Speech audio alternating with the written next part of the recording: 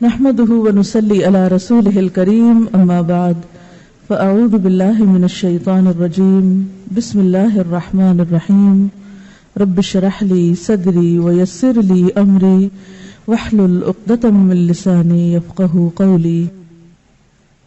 نماز اشراق. اشراق کا لفظ شرق سے ہے، شین ر قاف، اسی سے مشرق کا لفظ ہے. تو نماز اشراق وہ نماز جب سورج مشرق سے طلوع ہو جائے اس کے بعد پڑھی جانے والی نماز. ضحیٰ کے معنی ہے دن کا چڑھنا، اشراق کے معنی ہے طلوع آفتاب.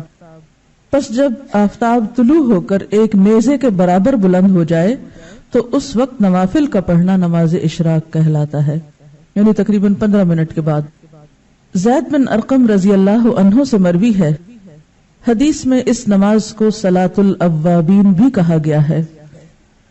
اوابین کا لفظ اواب سے ہے. اواب کا کیا معنی ہوتا ہے؟ رجوع کرنے والا، بار بار پلٹنے والا. مغرب اور عشاء کے درمیان پڑھی جانے والی نماز کو جس روایت میں صلاۃ الاوابین کہا گیا ہے وہ مرسل ہے، یعنی ضعیف ہے. عام طور پر ہمارے ہاں کیا مشہور ہے؟ اوابین کی نماز مغرب کے بعد پڑھتے ہیں لوگ، جبکہ صحیح حدیث کے مطابق یہ نماز اشراق کی نماز ہے. اور یہ جو بار بار پلٹنے کی بات ہے نا، اب یہ ہے کہ جیسے تہجد کی نماز کے لیے اللہ کے حضور حاضر ہوئے، پھر فجر کی نماز کے لیے پھر پلٹے، تو پھر اشراق کی نماز کے لیے تو یہ بار بار پلٹنا جو ہے یہی دراصل اواب ہونا ہے.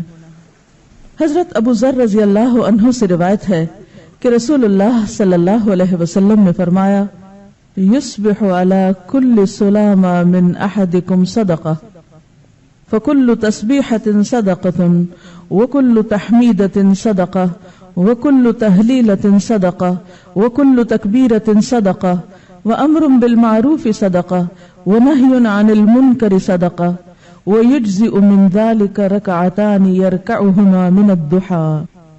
ہر آدمی پر لازم ہے کہ اپنے جسم کے ہر بند کے بدلے، یعنی ہر جوڑ کے بدلے صدقہ خیرات کرے.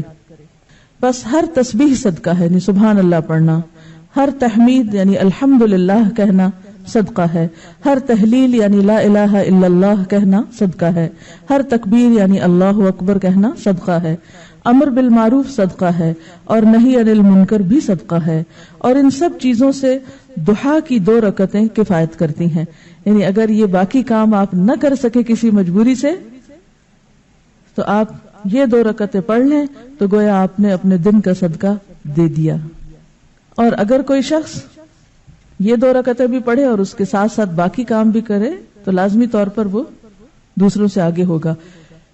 عام طور پر جب اس طرح کی حدیثیں ہم پڑھتے ہیں تو ہم سوچتے ہیں چلو ٹھیک ہے، باقی تو چھوڑو، چھٹی یہ کر لیتے ہیں، شارٹ کٹ ڈھونڈ کے بس صرف ایک چھوٹا کام کرنے کے لیے تیار ہوتے ہیں. جبکہ صحابہ کرام کی عادت کیا تھی، وہ کیا کیا کرتے تھے؟ اس حدیث کو یاد کریں جس میں آپ صلی اللہ علیہ وسلم کے پاس لوگ آئے اور کہنے لگے، یا رسول اللہ، مالدار لوگ تو آگے نکل گئے. اور پھر انہوں نے کچھ تسبیحات سیکھی اور وہ ادا کرنے لگے. پھر وہ مالدار لوگوں کو بھی پتہ چل گیا. انہوں نے یہ نہیں سوچا مالدار لوگوں نے کہ ٹھیک ہے ہم صدقہ خیرات کرتے ہیں تو اب ہمیں اور تسبیح پڑھنے کی یا کچھ اور کرنے کی کیا ضرورت ہے. وہ صدقہ خیرات کے ساتھ ساتھ تسبیح بھی کرنے لگ گئے. تو اس حدیث کا مطلب یہ نہیں ہے کہ ہم تسبیح چھوڑ دیں اور امر بالمعروف اور نہی عن المنکر چھوڑ دیں اور صرف یہ 2 رکعتیں پڑھ کے مطمئن ہو جائیں. یہ بات کہنے کا مطلب یہ ہے کہ ان 2 رکعتوں کا ادا کرنا اتنا اجر و ثواب کا باعث ہے کہ گویا ان ساری نیکیوں کو کر لینا ہے. لیکن وہ نیکیاں اپنی جگہ باقی ہیں، وہ الگ سے کریں گے تو وہ اصل شکل میں ہوگی. جیسے قل هو اللہ پڑھنا 1/3 قرآن کے برابر، اس کو لوگوں نے کیا سمجھا، اور کچھ نہ پڑھو، خالی قل هو اللہ ہی پڑھتے رہو، 3 دفعہ پڑھ لو پورے قرآن کا ثواب ہو جائے گا. اسی طرح حرم میں 1 نماز پڑھ لو، 1,00,000 نمازوں کا ثواب. لیکن وہ 1,00,000 نمازوں کا ثواب یہ تھوڑی ہوتا ہے کہ آپ کی 1,00,000 نمازیں بھی ادا ہو گئی. تو ہر کام اپنی جگہ کرنے سے ہوتا ہے. ہاں، یہ سمجھانے کے لیے ہوتا ہے کہ اس کام کا اجر و ثواب کتنا زیادہ ہے.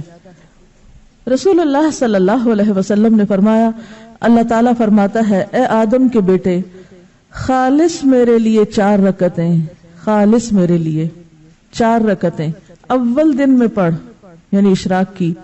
میں تجھ کو اس دن کی شام تک کفایت کروں گا، تیرے سارے کام ہو جائیں گے. اب آپ دیکھیے کہ یہ جو 4 رکعتیں ہیں ان میں جو خصوصیت کے ساتھ اجر کے لیے شرط رکھی گئی وہ کیا؟ خالص میرے لیے. اچھا، عام طور پہ ہم نفل پڑھتے ہیں تو کس طرح پڑھتے ہیں؟ جیسے اس روز مجھ سے کسی نے پوچھا جب میں تہجد کی نماز کے بارے میں بتا رہی تھی کہ کیا خیال ہے اگر اس روز یعنی تہجد کے وقت 2 رکعت تحیۃ الوضو کے پڑھ لیے جائیں، 2 حاجت کے پڑھ لیے جائیں، 2 استخارے کے پڑھ لیے جائیں، 2 فلاں کے پڑھ لیے جائیں. تو بات یہ ہے کہ ٹھیک ہے آپ وہ 2 مختلف نیتوں سے پڑھ لیں، لیکن تہجد تو تہجد ہے. اسی طرح جب ہم یہ نفل بھی پڑھتے ہیں تو عموماً ہم کیا کہتے ہیں؟ چلو حاجت کے پڑھ لیتے ہیں یا کوئی استخارہ کر لیتے ہیں، یعنی کوئی نہ کوئی غرض ساتھ لگا لیتے ہیں. برائی کچھ نہیں ہے اس میں، آپ لگا سکتے ہیں غرض، لیکن کوئی عبادت تو ایسی بھی ہو جو کسی غرض کے بغیر ہو، یا نہیں؟ ہاں، اپنی ساری غرضیں اللہ کے سپرد کر دینا اور خالص اس کے ہو جائیں، پھر وہ آپ کی ہر چیز کے لیے کافی ہو جائے گا. اصل میں ہمارا ذہن یہ ہوتا ہے کہ جیسے مختلف چیزیں ہمارے ہاتھ میں نا، ہم یہ کر کے یہ کروائیں اللہ تعالیٰ سے، یہ پڑھ کے یہ کروائیں، اس چیز سے یہ مسئلہ حل کرائیں. لیکن وہ جو ایک مکمل بھروسے کی کیفیت ہے، ایک توکل اور یقین اور ہر غرض سے اوپر اٹھ کے خالص اس کا ہو جانا، اس کا لطف ہی کچھ اور ہے. سمجھے کیا؟ کہ میں یہ صرف اللہ کے لیے اپنے آپ کو خالص کر کے پڑھ رہی ہوں، مجھے کوئی اس کے بدلے دکھاوا نہیں کرنا کہ میں دوسروں کی نظر میں اچھی ہو جاؤں کہ لوگ سمجھے بہت نفل پڑھنے والا ہے. تو خالص کام اور ملاوٹ والا کام فرق ہے. معاذہ رضی اللہ عنہا نے حضرت عائشہ صدیقہ رضی اللہ عنہا سے دریافت کیا رسول اللہ صلی اللہ علیہ وسلم نماز ضحیٰ کتنی رکعتیں پڑھتے تھے؟ وہ فرماتی ہیں 4 رکعتیں، اور جس قدر اللہ تعالیٰ چاہتا آپ اس سے زیادہ بھی پڑھتے. ام ہانی فرماتی ہے رسول اللہ صلی اللہ علیہ وسلم نے فتح مکہ کے دن غسل کیا اور 8 رکعات نماز ضحیٰ پڑھی. معلوم ہوا کہ اشراق کی رکعتیں 2، 4 یا 8 ہیں جو سنت سے ثابت ہیں. حضرت ابو ہریرہ رضی اللہ عنہ نے فرمایا مجھے میرے پیارے دوست نبی صلی اللہ علیہ وسلم نے 3 چیزوں کی وصیت کی، جب تک میں زندہ رہوں گا ان کو نہیں چھوڑوں گا.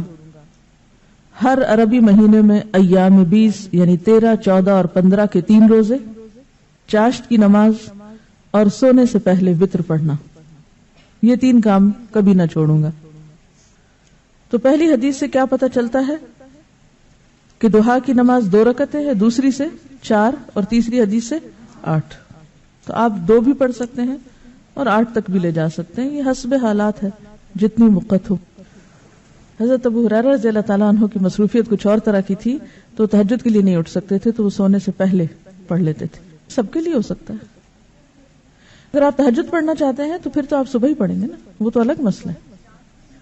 اصل میں یہ اشراق چاشت ایک ہی ہے، اگر ذرا پہلے پڑھ لیں تو اشراق ہے، تھوڑا دیر سے کریں تو چاشت ہے. ٹھیک ہے، اصل میں صبح کی نماز ہی ہے، ایک طرح سے سورج طلوع ہونے کے بعد کی نماز ہے. بیسیکلی ذرا دھوپ بلند ہو جائے تو وہ ضحیٰ ہو گیا. سورج نکلنے کے تھوڑی دیر بعد یعنی 15 منٹ کے اندر پڑھیں تو اشراق کہلائے گی. ذرا تھوڑی تاخیر کرے اور دھوپ خوب چمک اٹھے تو ضحیٰ کہلائے گی. لیکن بیسیکلی ایک ہی نماز ہے، تھوڑا وقت کے آگے پیچھے ہونے سے نام بدل جاتا ہے. ان کا سوال یہ ہے کہ کیا اس کے لیے مصلی پہ بیٹھے رہنا ضروری ہے؟ اگر بیٹھے رہیں تو بہت زیادہ ثواب ہے، حج اور عمرے کے برابر ثواب ہے. لیکن اگر نہ بھی بیٹھے تو اس کا یہ مطلب نہیں کہ آپ اشراق کے لیے دوبارہ نہیں آ سکتے. یہ 4 رکعتیں یا 8 رکعتیں 2 کر کے پڑھیں گے، یعنی ہر 2 رکعت کے بعد سلام پھیریں گے. ان کا سوال یہ کہ چاشت کی نماز کتنے بجے ہے؟ دیکھیے کہ بجے کی حدیث میں کسی بھی نماز کا وقت گھنٹوں کے حساب سے یا بجے کے حساب سے نہیں بتایا گیا. اس میں سورج غروب ہونے کے بعد، سورج طلوع ہونے کے بعد، سورج طلوع ہونے سے پہلے، زوال ہونے کے بعد، دن ڈھلنے کے وقت، اس طرح کے اوقات بتائے گئے ہیں تاکہ دنیا میں آپ کہیں بھی ہو تو سورج کے اتار چڑھاؤ سے، آسمان کی روشنی سے اپنا کیلنڈر اور اپنی گھڑی، یعنی آسمان پر سورج کا نکلنا اور غروب ہونا اور ڈھلنا اور اونچا نیچا ہونا، یہ ایک عالمی کلاک ہے. آسمان آپ کے لیے کیا ہے؟